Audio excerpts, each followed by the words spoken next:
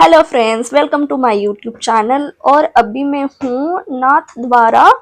Pronounce पता नहीं मैं सही कर रही हूँ या नहीं कर रही हूँ, बट ये मैं मुझे लगता है कि मैं 6 साल पहले जब राजस्थान गई थी तब मैं मतलब वो टाइम पे ये कंस्ट्रक्शन चल रहा था। आप साइड में वीडियो भी देख सकते हो। ये मैंने वो टाइम पे लिया था जब लास्ट टाइम मैं राजस्थान गई थी। तो हमने टिकट ले लिए।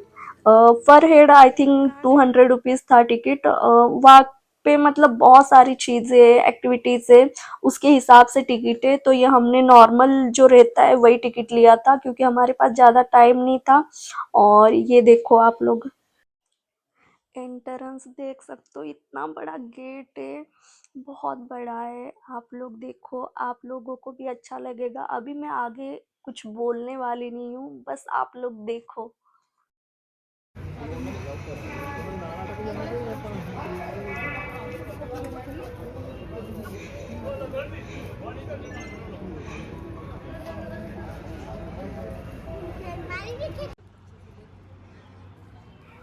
और मैं आपको एक बात बताना चाहती हूँ कि वीडियो बहुत बड़ा है, 31 मिनट्स का है, लेकिन प्लीज़ उसमें कुछ तो खास बात होगी, इसके लिए वो ज़्यादा बड़ा है। तो प्लीज़ बिना स्किप किए देखना, रिक्वेस्ट कर रही हूँ मैं।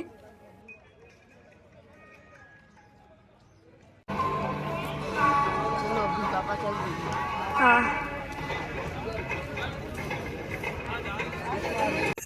पापा और दोनों भाई लोग आगे जा रहे थे, अब हम लोग भी चलते हैं, देखते हैं अंदर जाके। इधर तो देख कल्लू।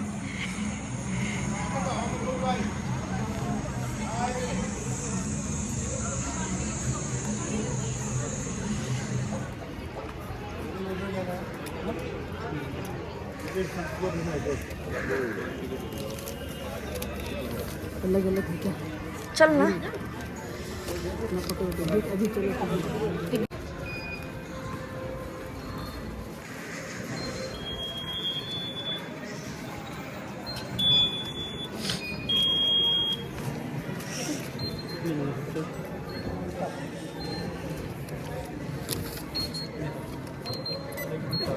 Thank you. ओह कल्लू तू पकड़ ये। इतना टिकट लिया हम लोगों ने। उसके बाद ये जो ट्रेन है उसका टिकट निकाला था, 50 रुपीज़ था पर पर्सन का। अगर आपके पास टाइम हो तो अगर आप लोग जा रहे हो तो प्लीज़ चल के जाना। चल के एक्सप्लोर करने में बहुत सारी चीज़ें जो हम लोगों ने भी मिस कर दी थी।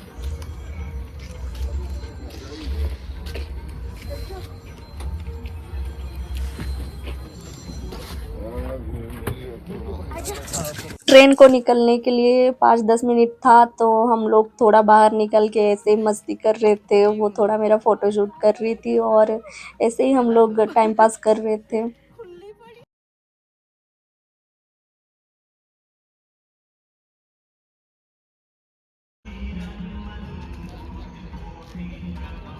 है भी आ रहे हो लोग में।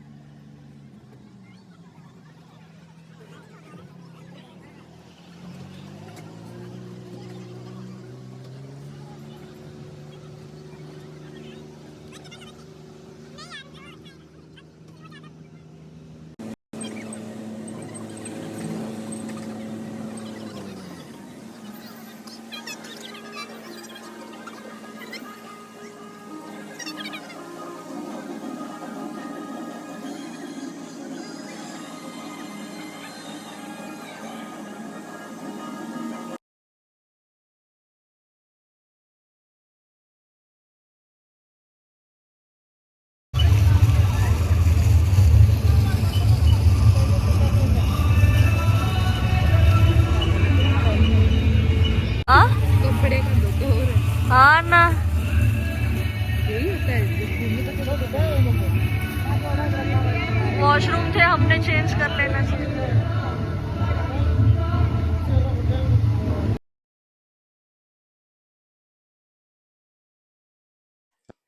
प्लीज अभी आप लोग यहाँ से बिना स्किप किए देखना, काम दहन स्टार्ट होने वाला है।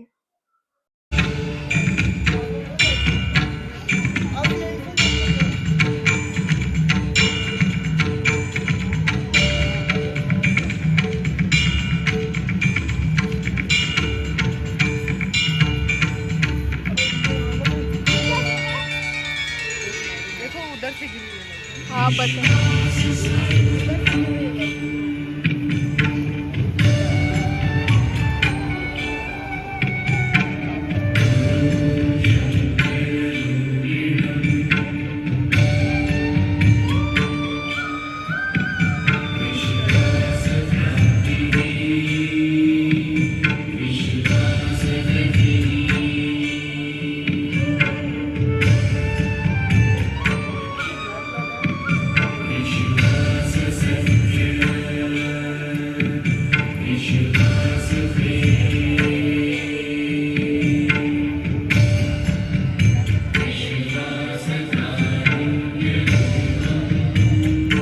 अभी वही है ना।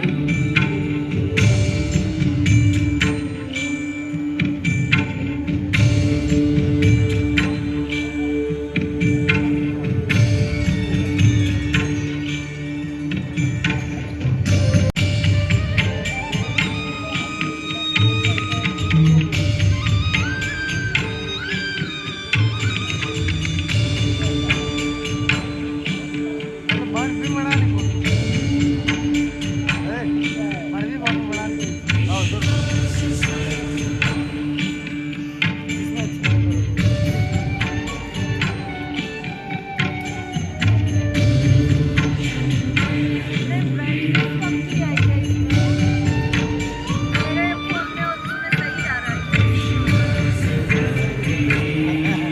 बराबर आ रहा है, मेरे भी फोन पे वैसे ही आ रहा है।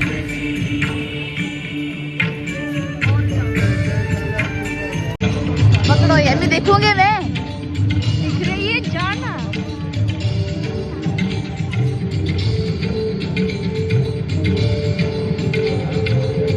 आजा।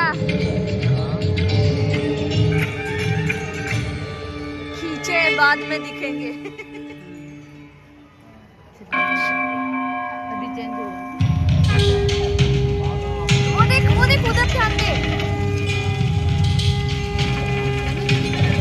अरे ये क्या?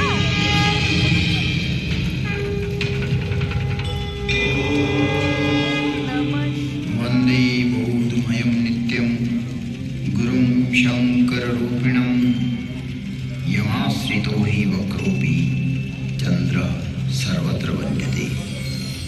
भवानि शङ्करौ वन्दे श्रद्धाविश्वासरूपिणौ याभ्यां विना न पश्यन्ति सिद्धः स्वान्तः स्थमीश्वरौ। तुम त्रिभुवन गुरुवेद बखाना आन जीव पावन आजाना विश्वनाथ ममनाथ मुरारी त्रिभुवन महिमा विदित तुम्हारी विदित तुम्हारी विदित तुम्हारी।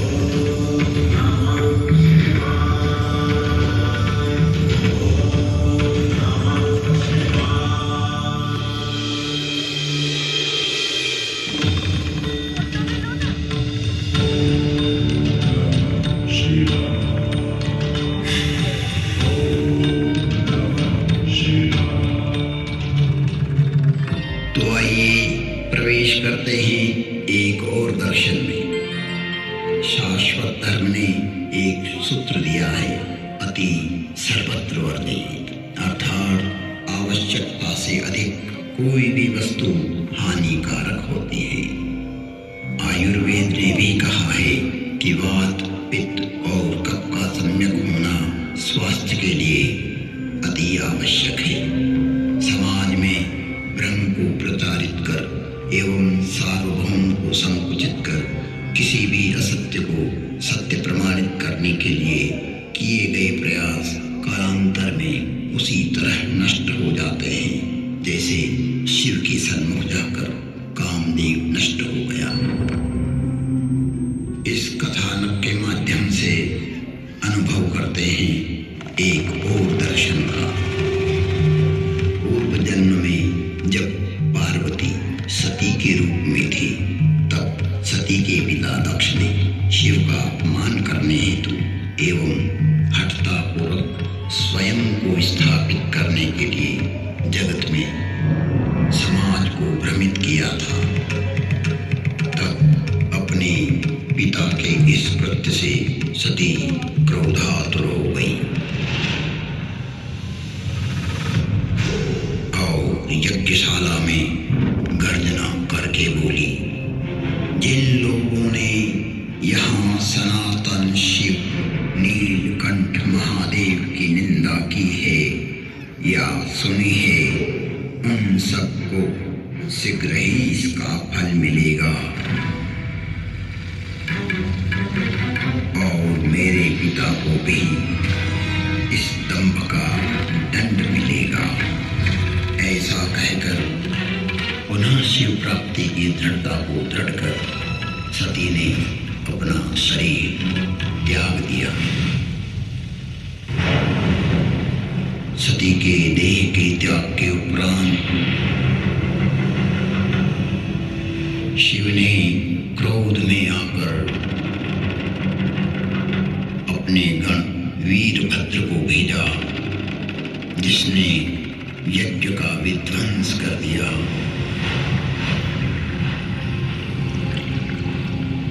और दक्ष की दुर्गति हो गई। जब भी कोई अपने दाम्भिक पंथ की स्थापना बलपूर्वक करने लगता है तो उसकी गति दक्ष की तरह ही हो जाती है, जिसे मानव शरीर होते हुए भी बकरे के सिर के साथ यातना भोगते हुए जीवन जीना पड़ा। उधर हिमालय जैसी स्थिरमती के यहाँ समृद्धि रूपी पार्वती ने जन्म लिया। उसी समय तारकासुर नामक असुर रूपी अधर्म मिटाकर असत्य की धारणा को स्थापित करने लगा। तब सभी देवगण सृष्टि सर्जक ब्रह्मा के पास जाकर जगत में व्याप्त हो रहे अधर्म का वर्णन करने लगे। तब ब्रह्मा ने उपाय बताया कि मूल शाश्वत धर्म का अंश ही इस अधर्म का नाश कर सकता है, किंतु मूल धर्मवाहक जगत तो अर्थाधीन होकर कांचन और कामिनी में डूबा हुआ है। धर्म और मोक्ष का ज्ञान लुप्त प्राय हो गया है। अभिप्राय यह है कि जब सनातनी समाज सोया रहेगा तो असत्य की प्रबलता छा ही जाती है, फिर पाखंडी पंथ भी सत्य लगने लगता है। जैसे जैसे पीढ़ियां बदलती जाती है, सत्य पर पाखंडी पंथ का आवरण छा जाता है। जब कामदेव ने स्वयं यह दायित्व लिया कि मैं पुनः सत्य की स्थापना करूंगा और मैं इस जीव में पड़े शिव को जागृत करूंगा, भले ही इसका परिणाम कुछ भी हो। मूल धर्म को जागृत करना मेरा परम कर्तव्य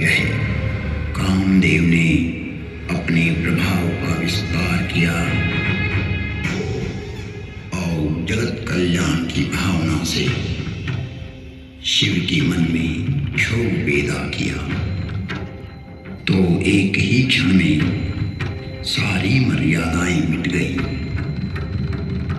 ब्रह्मचर्य, नियम, संयम, धीरज, धर्म, ज्ञान, विज्ञान, सदाचार, जप, योग, वैराग्य और विवेक, सबका ज्ञान कामदेव ने भर लिया। जगत कल्याण की भावना जब व्यक्ति में प्रादुर्भूत होती है तो संपूर्ण जगत उसके समर्थन में खड़ा हो जाता है। सभी कामांध हो गए, चकवा चकवे रात दिन नहीं देखते थे। देव दैत्य मनुष्य किन्नर सर्प प्रेत पिशाच भूत बेताल ये तो काम के अधीन होते ही हैं, परंतु सिद्ध, विरक्त, मुनि, महायोगी सभी काम के वश होकर स्त्री अनुरागी हो गए। दो घड़ी सारे ब्रह्मांड के अंदर काम प्रलय आ गया।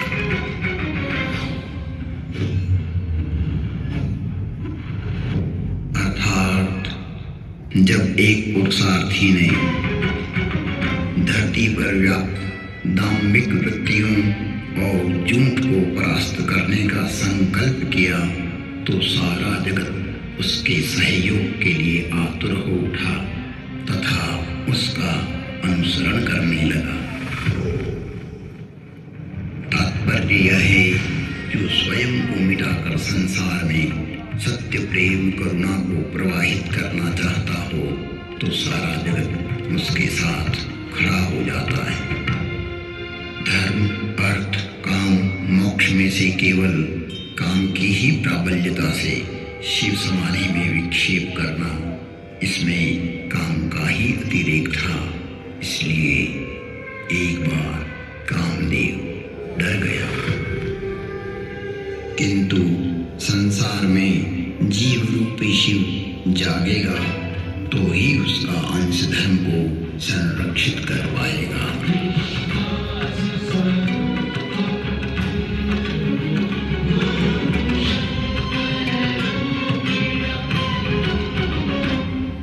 इसलिए कर्मशील ने प्रयास नहीं छोड़ा। चर अचर जीव में कर्मठ पुरुषार्थ फिर से जागने लगा। जगत को आनंद अनुभव होने लगा।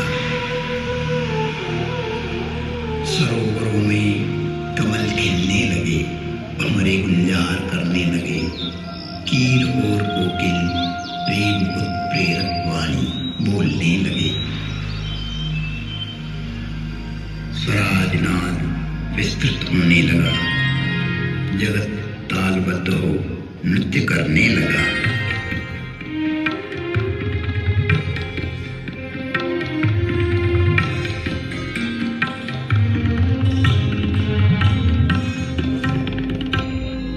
लेकिन सनातन जगत नहीं जागा। तब काम रूपी पुरुषार्थ ने जगत में व्याप्त शिव रूपी जीव के हृदय में जागृति की अभिलाषा को प्रकट करने के लिए अपने अव्यक्त रूप से वैचारिक पुरुषार्थ को उत्पन्न किया। अपनी चेतना से शिव के हृदय में जागृति का ज्वार उत्पन्न किया।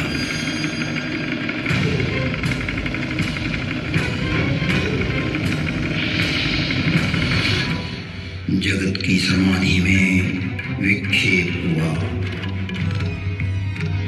मन में क्षोभ हुआ।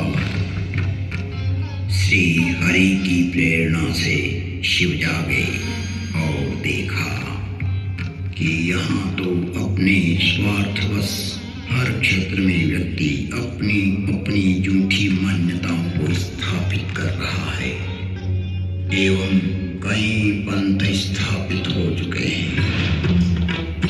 कई विचारधाराएं अपने आप को ब्रह्मलोक से निर्मित मान बैठी है। मानो उनका कभी क्षय नहीं होगा। सनातन को चलने के कई कुत्सित प्रयास चल रहे हैं। नाशवंत अपने आप को शाश्वत प्रमाणित कर रहा है। समानताएं समाप्त हो रही हैं। मैं ही सत्य हूँ उसको प्रमाणित करने की प्रतिस्पर्धाएं चल रही हैं। पृथ्वी पर पुनः साम्य सभ्यता को स्थापित करने के लिए साक्षात स्वयं श्री हरि नीलकंठ के रूप में क्रोधित हो उठे।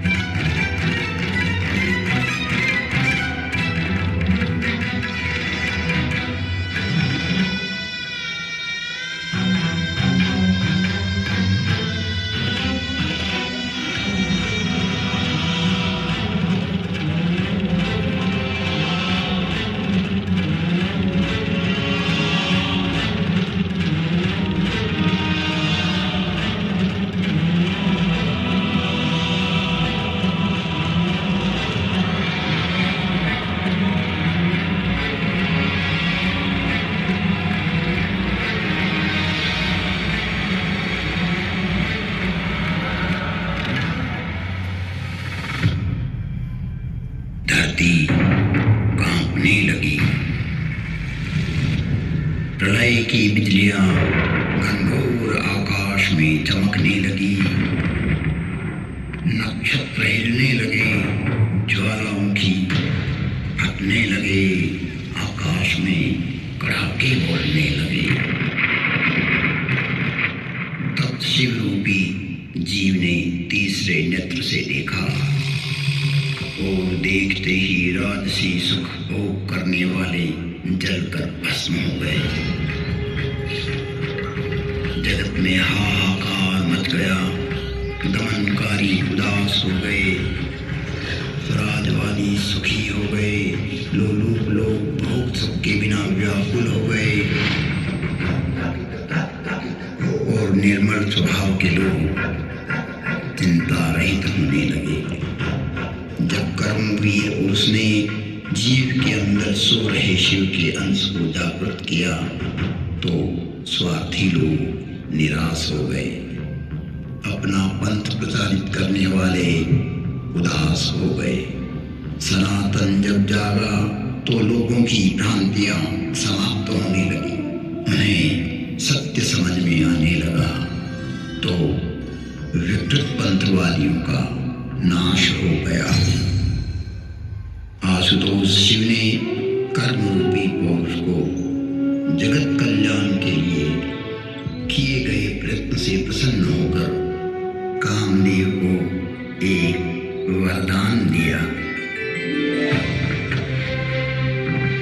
अब से तुम्हारा नाम अनंग होगा और शरीर रहित होते हुए भी सभी में व्याप्त रहोगे, क्योंकि तुमने जगत में व्याप्त अधर्म का नाश करने के लिए स्वयं को आहूत कर जीव में पुनः सत्य का संचार किया है।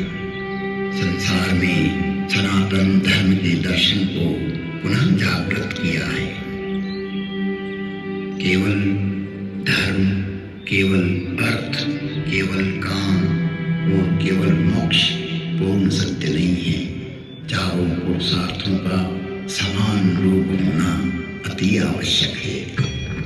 नीलकंठ शिव जागे और काम का दहन कर दिया, साथ ही काम का वहन भी किया। अपने अपने विहार से काम को स्वीकार करते हुए स्वामी कार्तिकेय को प्रकट किया, जिसने जगत में छाई हुई आसुरी वृत्ति का नाश कर पुनः सदाचार स्थापित किया। अब संसार में पुनः आडंबर न छा जाए, इसलिए प्रत्येक व्यक्ति को चाहिए कि वो अर्थ का उपार्जन धर्म के अनुसार करे और काम का वहन मोक्ष प्राप्ति की छाया में करे। चारों पुरुषार्थों का सम्यक वहन करते हुए समाज को जागरूक रखें। यदि अब यह सनातन धर्म सो गया तो काम सदैव बचा नहीं है कि जो पुनः जीव के अंदर बैठे शिव की समाधि को भंग कर उसे पुनः प्रेरित करेगा। अर्थात उठो, जागो और जानकार श्रेष्ठ पुरुषों के सानिध्य में ज्ञान प्राप्त करो। विद्वान मनीषी जनों का कहना है कि ज्ञान प्राप्ति का मार्ग उसी तरह दुर्गम है जैसे पेने के हुए छुरे की धार पर चलना। अब आप जाग ही गए हैं तो कभी निश्चिंत होकर मत सोना।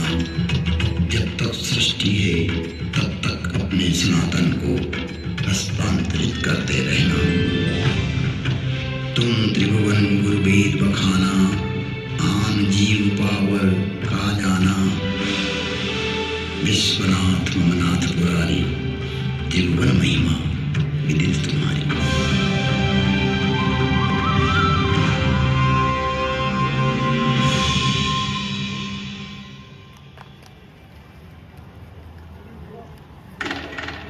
नमस्कार, विश्वास स्वरूप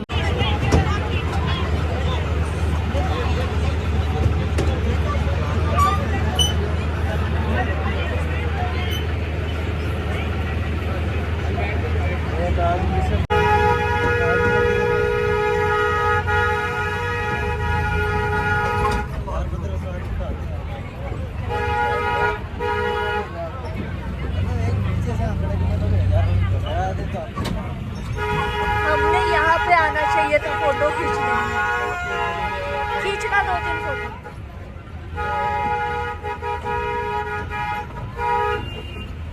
हम लोग उधर ही रुक गए ना।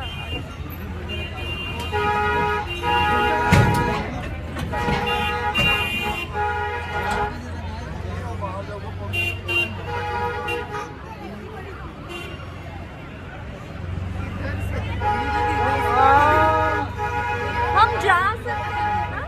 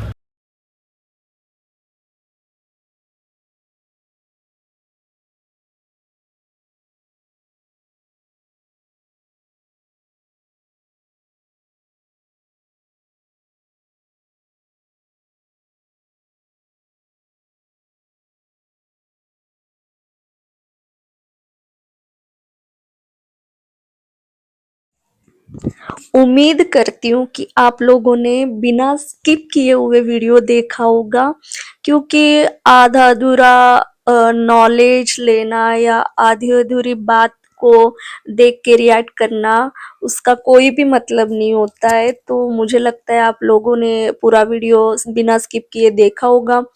उसके बाद हम लोग निकल गए क्योंकि हम लोगों को सूरत जाना था। ऑलरेडी हम लोग लेट भी हुए थे, लेकिन फिर भी हमने टाइम मैनेज करके ये सब देखा और हमने पूरा एक्सप्लोर नहीं किया है। अगर आप लोग जाते हो तो प्लीज़ पूरी चीज़ें एक्सप्लोर करना।